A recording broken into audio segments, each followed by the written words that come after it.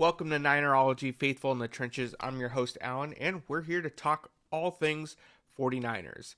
So, the regular season is now over. The 49ers have finished 12 and 5, lost last week to the Rams.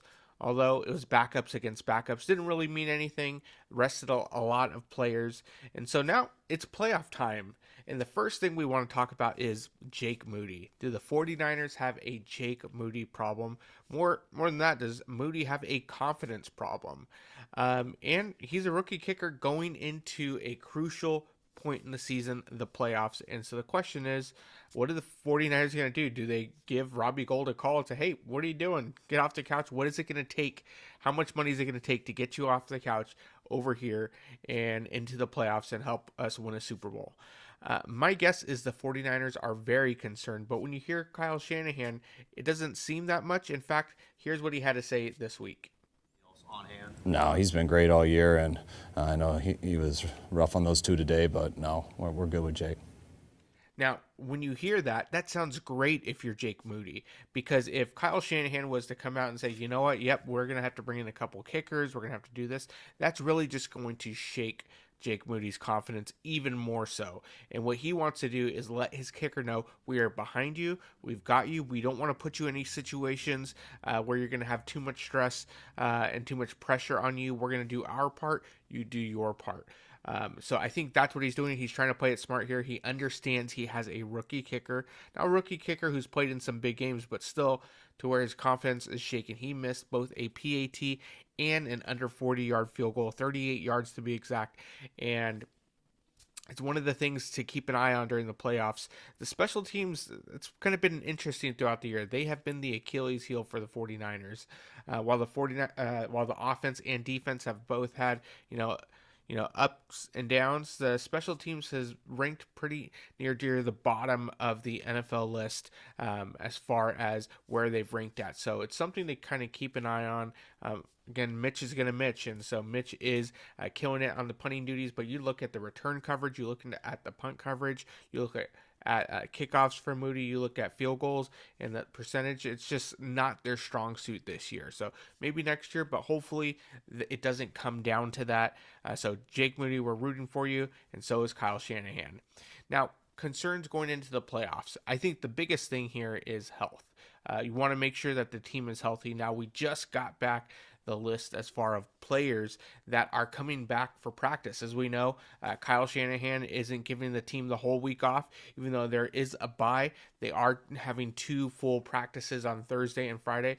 And what's great is the beautiful thing about the bye is those that are injured can slowly come back. They don't have to rush, and they get that extended period of time. They've earned that bye week. And some of those players, Jawan Jennings, finally out of concussion protocol. That was one of the concerns that I had, is how far is this going to go? Is he going to be out the season? Is this potentially a career-ending injury? Now, Jawan Jennings is just another one of those enforcers. When you think of the 49ers offense, you have those enforcers. You have your Trent Williams, you have your Deebo Samuel, you have your George Kittle. They kind of really set that tone. But outside of that, if you get them locked down, who is going to be that other guy to set that tone? And that's Jawan Jennings. You could tell from his run blocking to where it takes multiple guys to take him down on the receiving end. And so it's great to have him back. Eric Armstead, another guy who's back to practicing. He's had that plantar fasciitis that he's been dealing with, as well as the knee problems. Wondered how long is it going to take to get him back, but he's going to be back practicing this week. So that's great, because we know that defensive line has been, we've been really kind of getting into that depth. And so we know that we really build around the defensive line, but that's where some injuries have begun to take place. In fact, that's why there was the signing of Sebastian Joseph Day. We already know some of the interior linemen were already out. So I'm really excited, because what that means is they can use Eric Armstead on certain downs on the outside. We know Clellan Ferrell is going to be out for a few weeks, possibly miss at least one playoff game. And so it's something that we do want to keep an eye on. But Eric Armstead, we know he's like a Swiss Army knife on that defensive line, can play both inside and outside. And I imagine with Sebastian Joseph Day, they're going to have some packages where Armstead's on the outside opposite of Chase Young or Nick Bosa. So we're excited about that. Ambry Thomas gets to come back as well. Jair Brown to Sean Gibson, both starting safeties, will be back to practice this week. So that's some great news that we're seeing here. CMC is going to be out this week, which is the smart thing to do. Give him his rest because you want to ride CMC throughout the playoffs. He's been the one that you've been riding all season. Keep that going. Give him the rest that he deserves and really ride him all the way to that Super Bowl. So that's kind of the big thing. Health is the biggest concern, but they got that bye week. They are getting healthy, which is what they need, and let's see them come on out. Now, some other notable news. Adam Peters has been requested to be interviewed to be the GM by a couple of different teams. Now, what's interesting here is that happened last year, and as many of you noticed, John Lynch also had that president of operations that was kind of added to his title. My guess is that Adam Peters will take these interviews, but unless the 49ers decide to block him, but I think he will take it and use it as leverage to become the new general manager. My assumption is that's what the 49ers have been planning this entire time, is how can we get this Super Bowl ring for John Lynch as the GM, and once that happens, let's move John Lynch to the team president and over all football operations, and move Adam Peters to that general manager position. So I'm assuming that's what's going to happen. He's definitely going to need a pay raise. It seems like he's one of the core pieces to what they're doing in San Francisco. So we're excited about that. We'll see how that shapes out. Another, Steve Wilks. Has been requested by the Chargers for a head coaching position. There's a lot of head coaching vacancies right now, and so it makes sense. It seems like the 49ers is always kind of the harvest field for other teams to try to replicate what the 49ers are doing, and it makes sense. They've had a lot of success over the years. You look at what Kyle Shanahan's done, how many NFC championships he's been to, Super Bowl as well, and so they want to replicate what the 49ers are doing. And how do you do that? Take somebody from inside. Which is why Adam Peters is getting so much attention, which is why Steve Wilks has. That's why you see D'Amico Ryan's gone. That's why you see Mike McDaniel gone. That's why you see Robert Saleh that's gone. Because there's a set culture, and we see those cultures being carried on out. So something to kind of keep an eye on. Hopefully Steve Wilks gets to stay another year where he can really instill that defense. I know he's had an up and down year, but you look, the 49ers ranked number 4 in overall defense, number 1 offense, number 4 overall defense. And so he's really kind of come into his own, and that'll only build going into next year. So hopefully get to keep him at least another year, but we'll see what happens there. Now, for those of you that watched on Monday night, Jim Harbaugh, old 49ers head coach, one of my favorite head coaches in the 49ers era, won his first national championship with Michigan. Now the question is he getting ready to come back to the NFL? And part of me says, I hope not. And if it is, go to the AFC. That way we only have to face you once every 4 years or in the Super Bowl. But he's going to be a highly coveted coach. And you know what? More power to him. He's definitely earned it. He has succeeded everywhere that he has gone, and so why would that change? Who doesn't want him? So I'm assuming he's going to have the Brinks truck taken to him, whatever he wants, just a blank check. What's it going to take to get you to leave Michigan? We already know he's been offered a 10-year, $125 million deal with the option to not take any NFL jobs in the first year, 2024. And so we'll see what happens. My guess is there's only 3 teams he's going to go to. Now, one of those teams doesn't even have a current vacancy. My guess would be the Bears, which there is no vacancy yet. Then the Chargers, and then lastly, third kind of dark horse would be Carolina. And the reason for those 3 teams is because those 3 teams currently have a quarterback.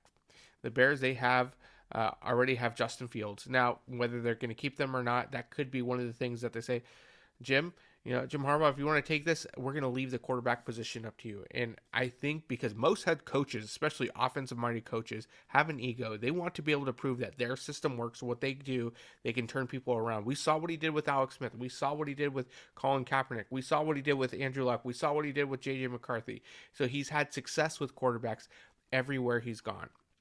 So my guess is what's going to happen is he will probably want to take the Chicago Bears job and show what he can do with Justin Fields and maximize his talent. If not there, I could see him going to the Chargers. We see Justin Herbert there, a great quarterback. He wants to go to a situation where he's going to have a quarterback to run his system.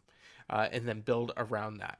Everywhere he's gone, he needs to take care of that number one quarterback because that's where he's going to build around. And then Carolina, Bryce Young, I'm sure he's going to say, you know what, I can do something with this. I can go ahead and help elevate him and get him to a playoff and to where you can really see the potential and why we took Bryce Young. So those are the three options. The other thing is he may end up wanting to say, you know what, I want to go back to the NFL, but let's build a dynasty here first in Michigan.